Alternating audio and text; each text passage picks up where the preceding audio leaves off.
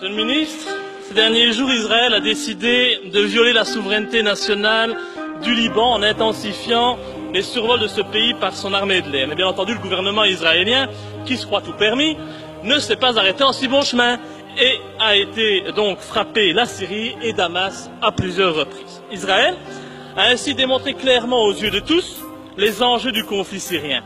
La Syrie subit depuis 2011 une tentative de déstabilisation. Il ne s'agit pas d'une guerre civile, mais bien d'une invasion étrangère.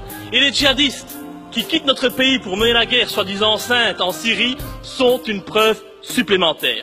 Et le but, c'est de détruire la Syrie telle que nous la connaissons aujourd'hui, pour diviser le pays, affaiblir l'Iran et permettre au projet du Grand Israël de voir le jour. Dois-je vous rappeler que ce projet prévoit d'étendre Israël du Nil jusqu'à l'Euphrate, recouvrant ainsi la Palestine historique, le Liban, la Syrie, comme par hasard, la Jordanie, une partie de l'Irak et une partie de l'Égypte. L'Égypte, bien ça alors, comme c'est bizarre, quand on connaît ce projet sioniste, on voit sous un autre œil les révolutions de ces dernières années dans les pays arabes.